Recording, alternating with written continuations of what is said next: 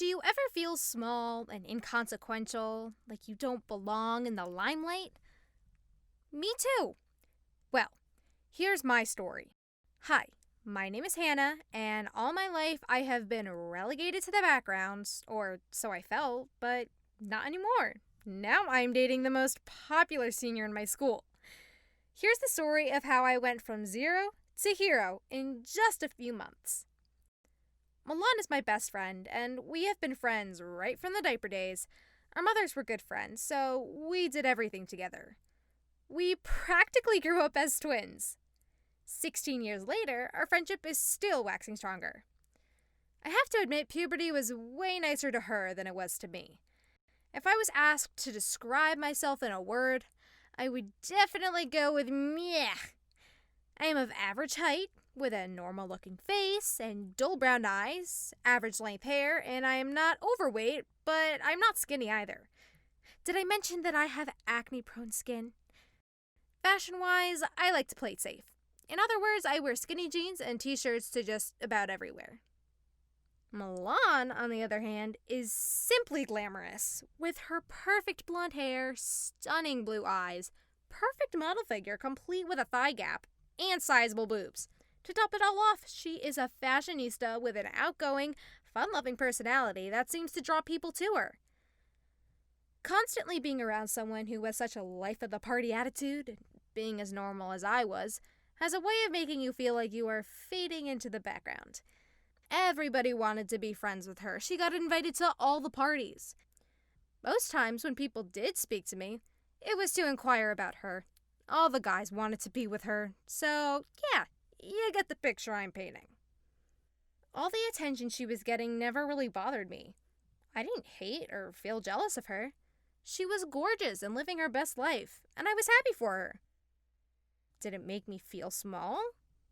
Yes, and a bit insignificant too, but most of the time I was indifferent. Besides, I had a handful of other friends, so I was okay living a quiet, drama-free life as Milan's best friend. Nobody bothered me, and I didn't bother anybody.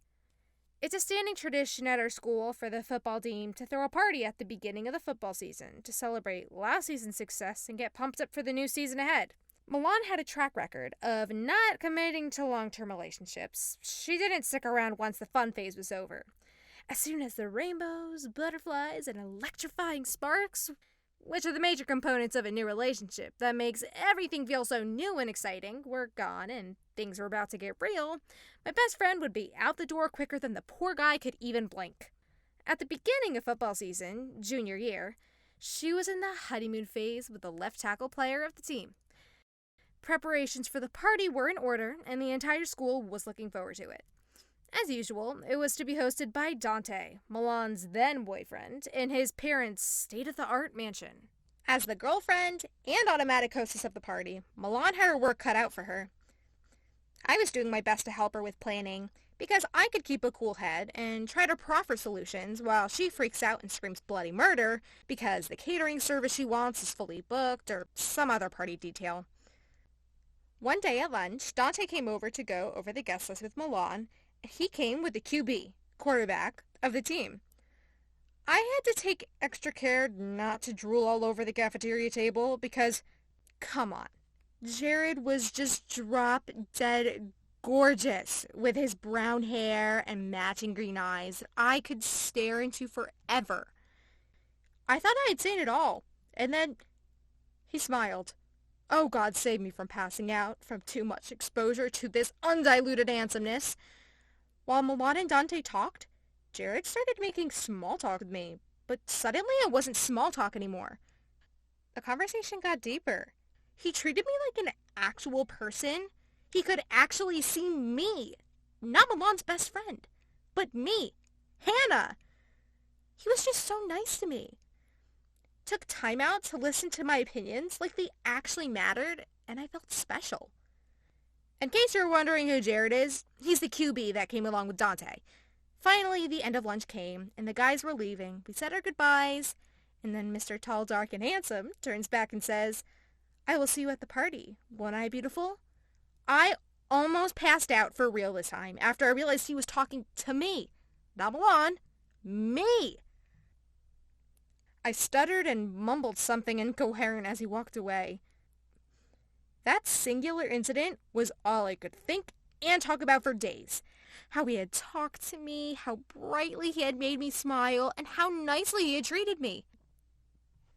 Jared was the most popular guy in school, and everybody loved him.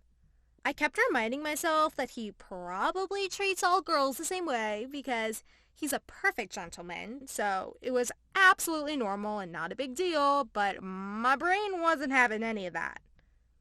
The day of the party finally came. We got ready at Milan's place. I normally wouldn't go, or if I did, I would downplay the whole thing and dress really casually. I was destined to be behind the scenes. I would never be enough anyway. But I put on a dress and heels that made me very uncomfortable, and even put on makeup. It was different. Jared had noticed me, and I was making a conscious effort to impress him with my outfit. The party, as expected, was awesome. Everyone was having fun.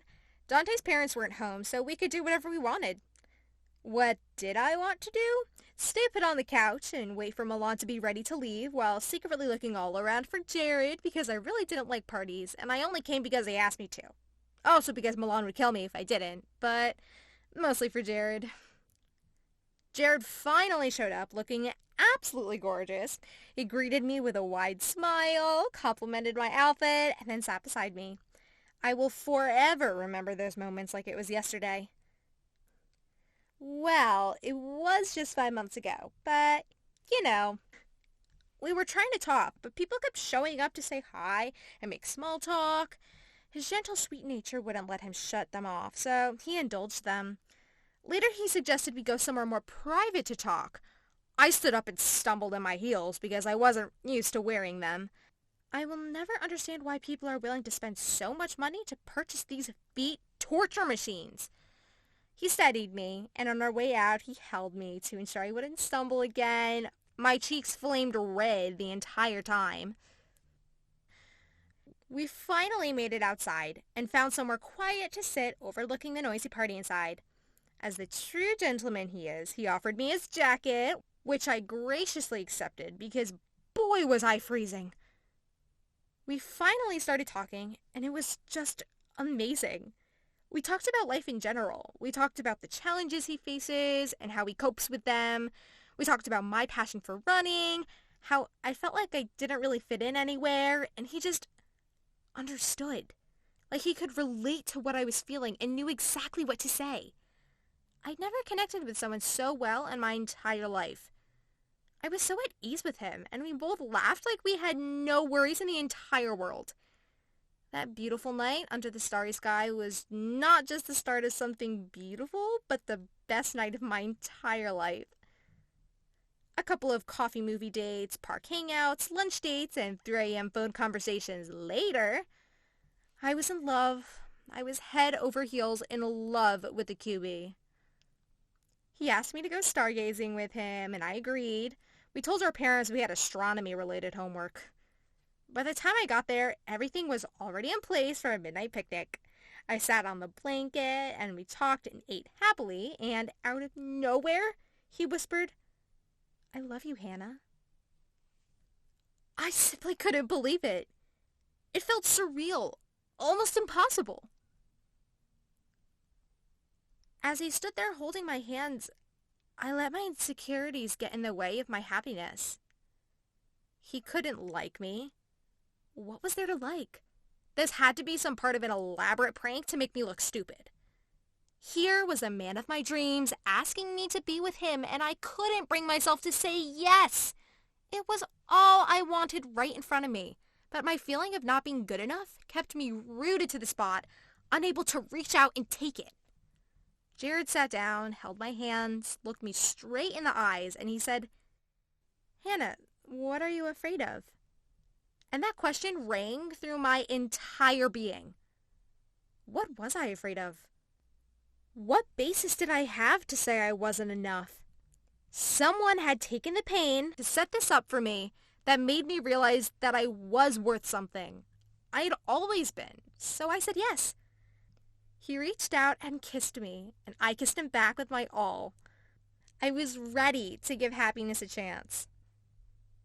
This incident was 5 months ago. Now I am on the track team and one of the top singers in the school choir. In 5 months, I have found love and I have learned that the world is a stage with a spotlight bright enough to shine on us all. A lot has changed in so little time. Now I am living my best life. Now I know I'm worth it and I deserve the best. Have you ever felt that you're not good enough, like I did? Do you feel relegated to the background? Let us know in the comment. We'd love to hear your story. Also, don't forget to like this video and subscribe to our channel for more amazing stories like this. Cheers!